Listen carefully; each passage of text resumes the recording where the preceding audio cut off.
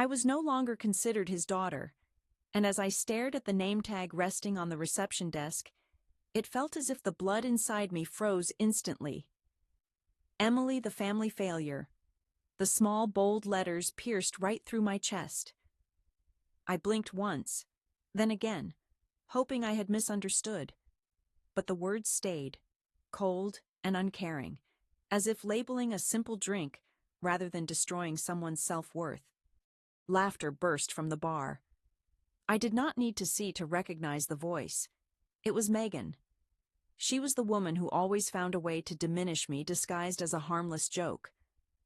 Raising my eyes, I caught her smug, victorious smirk as she sipped her wine.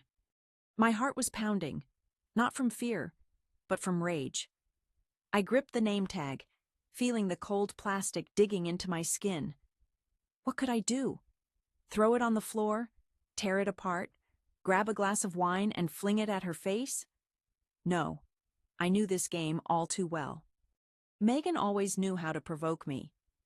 If I responded, I would be the impulsive, selfish daughter, the disappointment she had already branded me to be.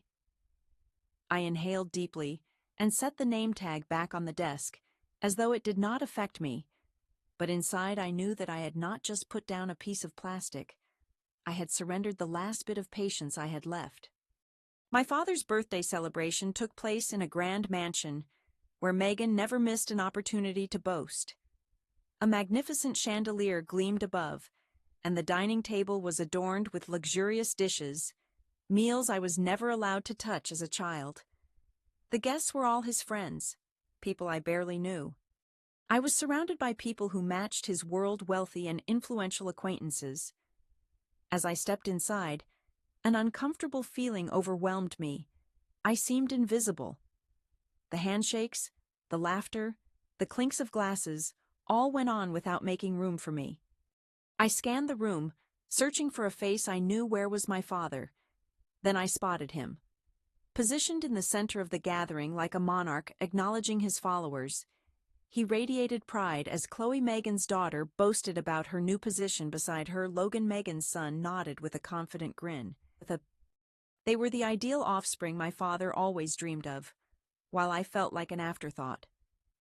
My father lifted his eyes, his gaze falling on me briefly, just a moment, but enough for me to realize everything, the distance, the coldness, and most painful of all, the disappointment. He had not wanted me here, he did not even bother to conceal it. I let out a soft, bitter laugh. What did I expect? A warm embrace, my dear daughter. I am so glad you came. Do not fool yourself, Emily. I moved toward the drink table, taking a flute of champagne from a passing attendant. My hand shook slightly, yet I refused to show any vulnerability. I would not let anyone perceive me as fragile. What am I doing here, Emily? I wondered silently. Taking a sip, I felt the icy liquid slide down, but it did nothing to soften the tight grip around my heart. Then footsteps drew near behind me. Emily, long time no see. Megan's voice was sweet as syrup hiding venom. Meeting her artificial grin, Megan caught my eye, and I returned her smile softly. It really has been quite some time. She tilted her head slightly, eyes studying me with a sharp glance. I am surprised to see you here, she remarked. I sensed she was trailing off when she added, I thought you were busy with what was it again? Freelancing? I understood exactly what she meant. I didn't work for a renowned company, I lacked a prestigious title, and I failed to meet this family's expectations. I smirked, but before I could reply, she gave a quiet chuckle, tapping my shoulder gently. Well, anyway, it is nice that you came, she said, lowering her voice just enough for only me to hear, especially since someone arranged a little present for you. A present? I frowned and glanced toward the reception desk, then realization hit me. The present was that ridiculous name tag.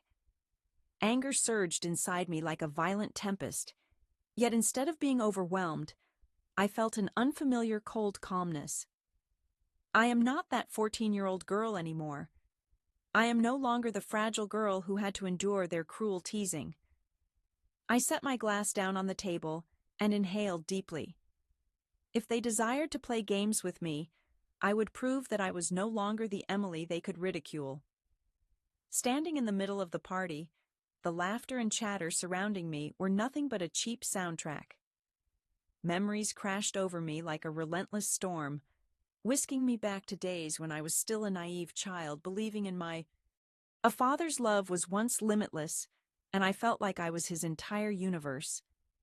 I recall how he gripped my hand firmly while we crossed busy streets, the afternoons spent in the backyard where he patiently showed me how to pitch a baseball, and the nights when I nestled close in his arms as thunder roared outside. I believed that this love would remain unchanged forever. Then Emily arrived. My dad remarried when I was 10 years old, and everything shifted so quickly that I barely noticed myself drifting out of his life. At first, I tried to adjust. I smiled when my father introduced me to Megan, calling me the sweetest little girl he had ever met, though his words seemed to treat me more like a tag-along than a true family member.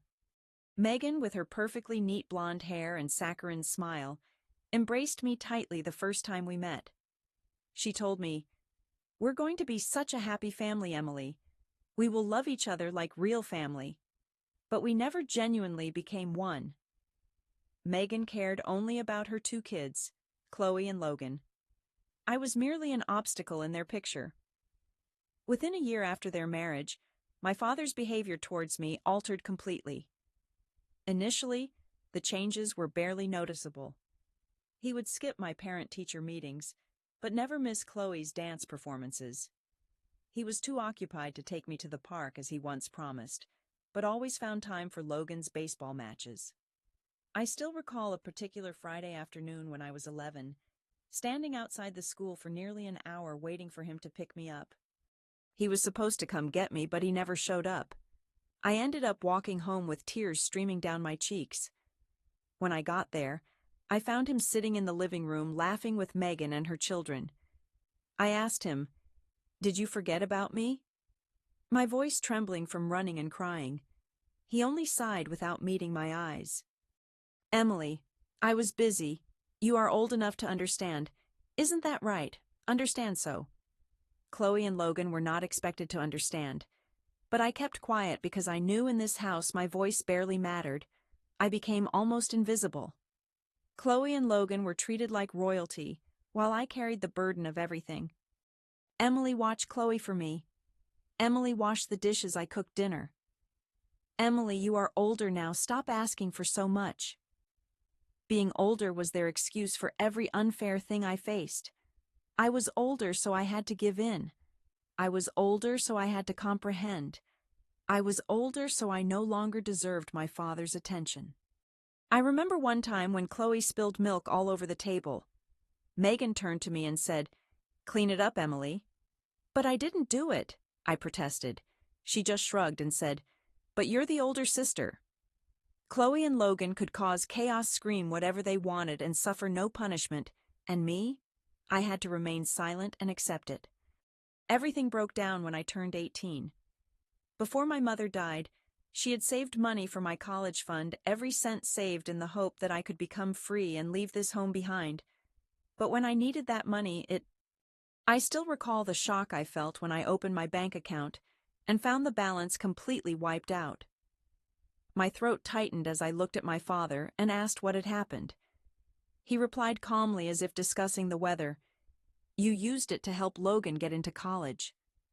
My heart broke. "That was my money," I whispered, my voice shaking with rage. "Logan needed it more," he said with a dismissive shrug. "You can still apply for scholarships." Right then, I let out a bitter, hollow laugh. I did not need to ask Megan. I already knew she was the one who had persuaded him to do this. To her, I was not worthy of a future. From that moment on, I despised him. That night, I packed my bags and left that house forever. I took care of myself, doing any job I could find just to survive. I did not need his money, his fake affection, or that so-called family. But now, Standing in the middle of this lavish party with that family's name badge lying on the table in front of me, I understood something. I was not the one who should feel disappointed. They were. I gripped my glass tightly and smiled. If they believed I would remain silent and endure as before, they were mistaken. I did not leave that house with only a suitcase. I carried every scar they had inflicted on me over the years. The day I boarded that bus out of town, I pledged I would never depend on them again, and I kept that vow. I threw myself into my studies while juggling 3 jobs to cover tuition costs. Logan embraced his university years with nights filled with parties and lavish trips paid for by my father. I pushed myself to the brink of exhaustion, just to afford a tiny apartment close to campus, but never complained. There was no room in my heart for resentment or longing. I had one clear aim: never to return to that house. I achieved it. 4 years later, I graduated with distinction. None of my family came to my ceremony. No messages, no phone calls, nothing. I did not anticipate their presence. Amid hundreds of graduates, I watched as parents embraced their children, took pictures, and celebrated their success. For me, I quietly stood proud of my accomplishments, though silence surrounded me. Even after leaving them behind, true freedom eluded me. Occasionally, invitations arrived for my father's gatherings, not out of genuine care but to maintain the illusion of a perfect family. I never wished to attend, but pressure from relatives who always said, "Do not let the past disrupt the family," pushed me to appear a few times. Each visit, my father found a way to undermine me. I recall one Christmas several years ago, when I hesitantly accepted the invite and returned to the place once called my home. I had hoped that time might have softened my father's heart. Yet, upon stepping inside, I sensed nothing had changed. Logan, wearing a designer suit, boasted about the job my father had arranged for him. Chloe lounged on the sofa, a diamond ring sparkling on her finger. She was bragging about her recent trip to Europe, and when my father saw me, he just gave a sly smile and said, "Still doing that freelance stuff." He didn't wait for me to respond. "Times must be hard," he suggested. "I could ask around and find you a real job." A real job. Those words struck me like a blow to the chest, as if everything I had achieved was worthless. I wanted to tell him I had launched my own company, that I was more successful than ever, that I didn't need his help, but I knew it would be pointless. To my father, if I wasn't following the path he had planned, I would forever be a disappointment. I set my glass down, met his gaze, and said, "You don't need to worry about me. I'm doing just fine." But he only smirked, as if I was fooling myself. "If you're really doing well, then why are you here alone?" I left the party shortly after that. From that night on, I turned down every invitation from my family. I blocked Megan's number, ignored Chloe's messages, and dismissed the passive-aggressive remarks from relatives. I thought I didn't need them anymore. Yet sometimes, whether I liked it or not, I still had to face my father. The last time was at Chloe's wedding. I didn't want to attend, but somehow felt obliged, if only to show I had moved on from them. When I entered the reception hall, my father looked at me with surprise. Not because he was glad to see me, but because I didn't fit the failure he had always expected me to be. "Emily," I blinked, wearing a graceful crimson gown, my hair styled in a polished updo, my makeup understated yet precise. I was no longer the fragile girl he once recognized. "Hello, Dad," I said with a smile, though it lacked any genuine warmth. He examined me briefly before clearing his throat.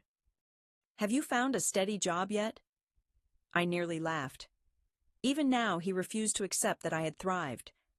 I did not need to find one. I created my own. He nodded slowly, skepticism evident in his eyes. "That's fine, I suppose. But if you ever want a real career, I can help." I looked at him, and for the first time in my life, I did not feel anger, only pity.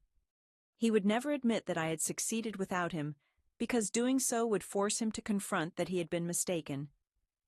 I rested a hand gently on his shoulder and gave a small smile. No need, Dad. But you can be proud of me. Or not. It makes no difference to me. Then I turned and walked away, leaving him standing there, silent and stunned. I was no longer that 18-year-old girl desperate for his approval. I no longer needed it. Now, as I stood at his birthday celebration, gazing at the family disappointment name card on the table, all I felt was amusement. Did they truly believe this would hurt me? They had no clue I had long since let go of this family. Raising my glass, I took a slow sip of wine. If they thought I would remain quiet, they were mistaken. My eyes roamed the room where everyone was elegantly dressed, laughing and chatting as if they belonged. It felt like a flawlessly staged event, but I was not part of the spectacle. Nobody greeted me warmly. No one genuinely cared about my presence. Their eyes glanced briefly in my direction before quickly turning away, as if I were a blemish on their impeccable canvas. That was all right. I was accustomed to it. My father stood in the corner holding a glass of wine, deep in conversation with a group of influential businessmen. When he noticed me, I caught a fleeting look of surprise, but it vanished as quickly as it appeared, and his face returned to its usual cold detachment, as if I were invisible. Almost laughing at my own foolishness for ever expecting more from him, I slowly moved toward the bar. There Logan and Chloe were talking with some relatives. I had no plans to join them until Chloe's cutting voice stopped me. She said, "Dad was kind enough to cover my wedding expenses, but honestly, that seems quite reasonable." She spun the glittering diamond ring on her finger, her tone thick with arrogance. Logan nodded in agreement. Dad always favors the kids with promise. The kids with promise. I pressed my lips tightly and took another sip of wine to calm the rage rising in my throat. What exactly did that make me in their view? But I had no room for anger because I suddenly noticed the evening's true priority. A small table near the entrance displaying neatly arranged name tags. No one seemed to notice them except me. I moved closer, my eyes scanning the names. Uncle Mark, Cousin Rachel, Neighbor Tom, and then I saw it. My heart skipped a beat for a moment. Right in front of me was a tag with my name on it. But below, written in small yet unmistakable letters, were two words that made my blood boil. The disappointment. I picked it up, my fingers tightening around the edges until my nails almost dug into my palm. What a pathetic joke. I did not need to guess who had done this. I already knew. At that moment, laughter echoed from the bar, a voice so familiar that I did not even have to turn around to recognize it. Megan was laughing, a glass of wine in her hand, her eyes sparkling with amusement as she watched me. I took a deep breath and slowly put the name tag back on the table. I refused to let them win. I did not tear it apart or throw it to the floor. Instead, I placed it back carefully, lining it up with the others as if nothing had happened. I did not need to shout or cry. I did not need to react in the way they expected because I understood exactly what Megan wanted. She wanted me to lose it, to explode, to make a scene so that she could portray me as petty and overly sensitive. But I would not give her that satisfaction. I turned, lifted my glass to my lips, and took a slow sip as though that name tag meant nothing to me. When my eyes met Megan's, I smiled. A calm, composed smile, not angry or upset. Hurt yet scornful, that smile caused her to frown. Shortly after, my father approached. He did not inquire about the name tag, and showed no sign of anger about my recent humiliation at his own party. Instead, he simply glanced at me, took a sip of his drink, and said with that maddeningly indifferent tone, "I never thought you would come." I tilted my head and shrugged. Neither did I. A brief silence followed. "Are you still working that job?" His voice was quiet, as though striving to seem polite but unable to hide the contempt. "Which job?" I raised a brow. "The company you run?" I laughed, unsure if it was from bitterness or weariness. "Yes, and it is doing better than ever." He did not answer immediately. He just stared at me for a long moment, as if judging whether I was lying. Then he sighed, took another sip of his drink and said, "Good for you." That was all. No congratulations, no pride, only an empty phrase. Before turning and slipping back into the crowd, I stood there watching his figure vanish. Then I looked around the room, this place where everyone was complicit in my exclusion. Did they believe I would tolerate all of this quietly? Did they expect me to stay silent? If so, they had forgotten something vital. I was no longer the Emily they once knew. I set my glass down, inhaled deeply, and then lifted it again, tracing my fingertip along the rim. A sharp clink rang out, cutting through the silence and commanding attention. The room grew quiet. If they desired a game, I was ready to deliver a performance they would never forget. I stood in the middle of the room, a chilled flute of champagne in hand. The mood transformed. The weight of what I was about to do settled over the gathering like a dense mist. Conversations dwindled one after another. Eyes pivoted towards me, some baffled, others intrigued. But what brought me the greatest satisfaction was the look in my father's eyes, uneasy, and Megan's fingers tightening around her wineglass, her face marked by silent concern. They were unaware of my next move. I raised my glass just a bit and smiled. "I guess this is a special moment, isn't it? A grand tribute to the man of the evening." My father's shoulders eased slightly, maybe expecting me to say something courteous, and then move along. He lifted his glass, waiting. I let them wait, took a slow breath, extending the pause, making them wonder what words would come next.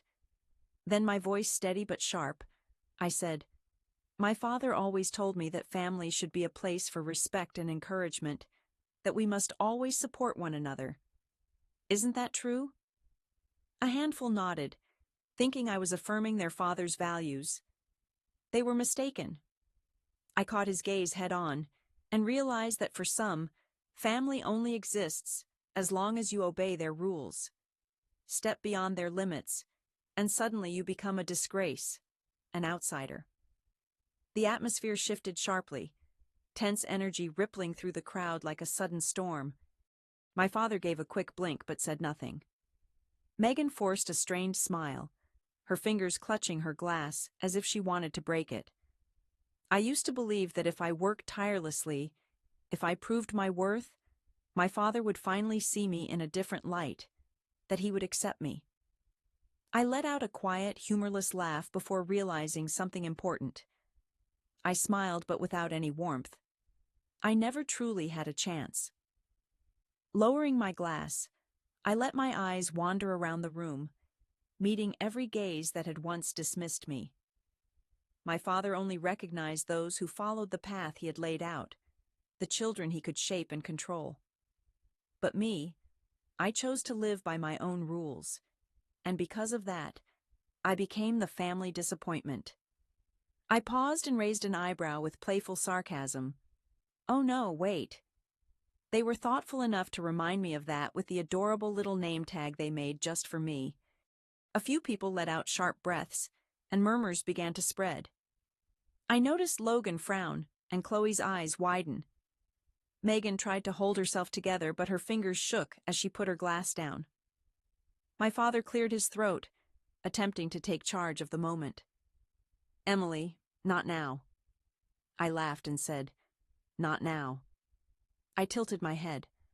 "Oh, but Dad, it feels like there's never a good time for you to recognize me as your daughter, does it?"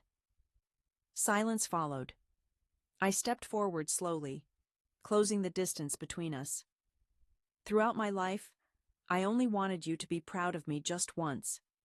But now I understand that will never happen. Because I am not Logan, I am not Chloe, and I am not someone you can.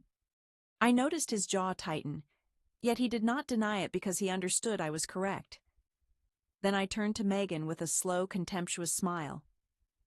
You spent countless years attempting to remove me from your flawless family picture, but unfortunately for you, I am still here.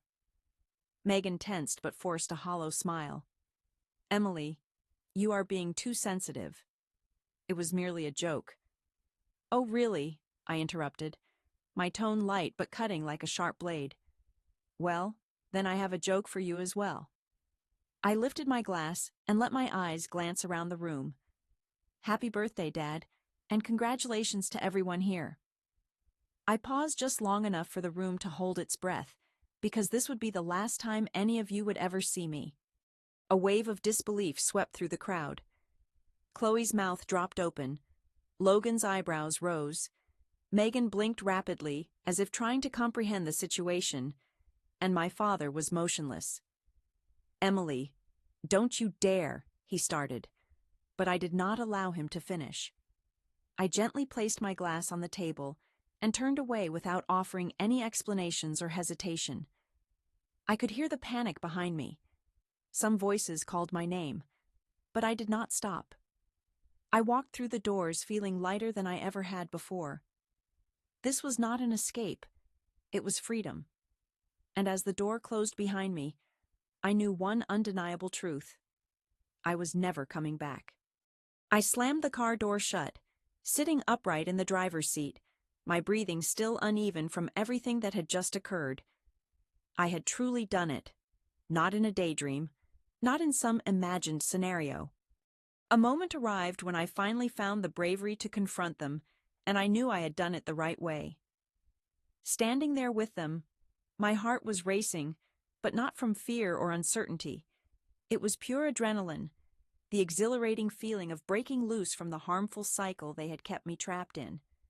I pressed the start button of the car but did not move at once. Instead, I sat quietly, gazing through the windshield at the completely illuminated mansion.